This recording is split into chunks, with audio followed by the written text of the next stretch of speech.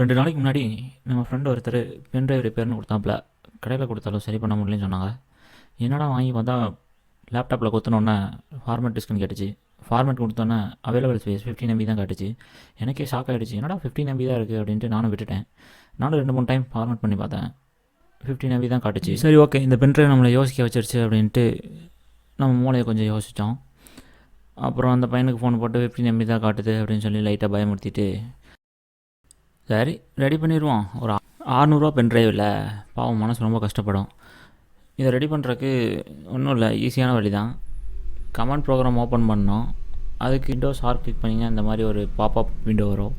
அதில் போயிட்டு டெஸ்க்டாப் அப்படின்னு டைப் பண்ணிவிட்டு ஓகே கொடுத்தீங்கன்னா என்னடா ஒன்றிங்கன்னா டக்குனு பிளாக் ஆகிப்போச்சு. அடாடா, இதை பாருங்கள் ஓப்பன் ஆகிடுச்சு. கொஞ்சம் வெயிட் பண்ணோம், கொஞ்சம் ஸ்லோவாக தான் வருது, என்னன்னு தெரில.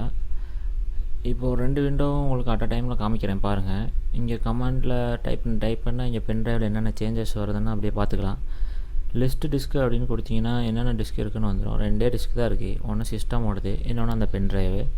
அதுக்கப்புறம் அந்த பென்ட்ரைவை செலக்ட் பண்ணிக்கணும். அதுக்கு செலக்ட் டிஸ்க் 1 அப்படின்னு கொடுத்தீங்கன்னா பென்ட்ரைவ் வந்து செலக்ட் ஆகிரும்.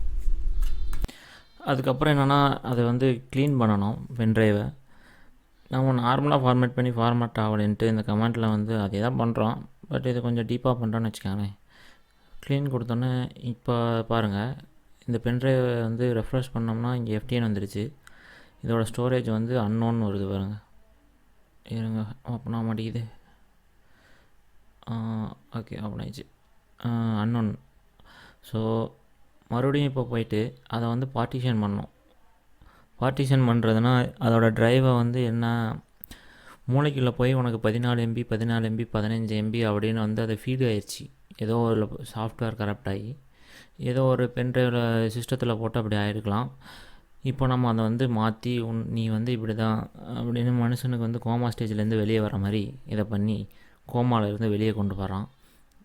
அப்படி கொண்டு வரும்போது இங்கே பார்ட்டிஷன் பண்ணதுக்கப்புறம் பார்த்தீங்கன்னா 57 GB நமக்கு வந்திருக்கு. So pen drive is back. ஒரே ஹாப்பி தான். இப்படியும் உங்கள் பென்ட்ரைவ் ஒர்க் ஆகலை அப்படின்னா இன்னொரு ஆப்ஷன் இருக்குது. அப்படி ஒர்க் ஆகலைன்னா கீழே கமெண்ட் பண்ணுங்கள். பிடிச்சிருந்தால் சப்ஸ்கிரைப் பண்ணுங்கள். உங்கள் ஃப்ரெண்ட்ஸ்க்கு யாராவது இந்த ப்ராப்ளம் இருந்தால் இந்த வீடியோவை ஷேர் பண்ணுங்கள் மறக்காமல்.